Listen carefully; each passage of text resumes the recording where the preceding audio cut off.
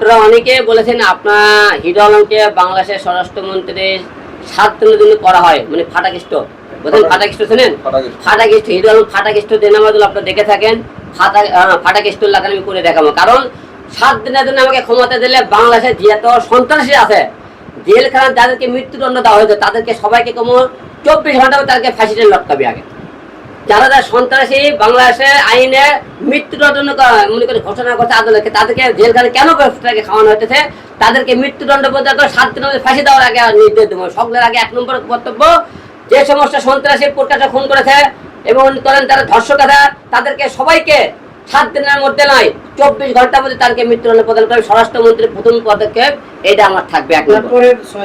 আর তারপরে 6 দিন যে সমস্ত কালোবাজারে আছে সমস্ত টাকা তাদেরকে বের করে আনে জনগণের পিছনে মনে করেন মেল কারখানা এই সমস্ত করতে হবে।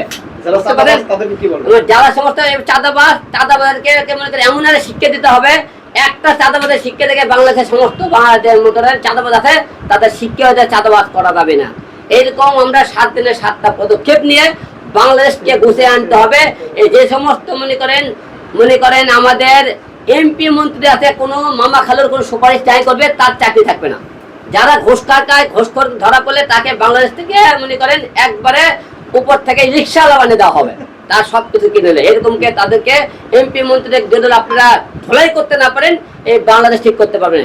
হিরো আলম 7 দিনের জন্য ফাটাকেষ্ট হলে সকলের আগে সন্ত্রাসী যারা আছে তাদেরকে ফাঁসিতে ঝুলানো হবে। ফাঁসিতে যাদেরকে প্রকাশক হত্যা করেছে আমরা ভিডিও ফুটে সকলে মৃত্যুদণ্ড প্রদান করছে তাদেরকে আগে বাংলাদেশের ফাঁসিতে ঝুলাইয়ে সন্ত্রাস মুক্ত বাংলাদেশ করে আমি দেখিয়ে দেবো। সবাই ভালো থাকবেন।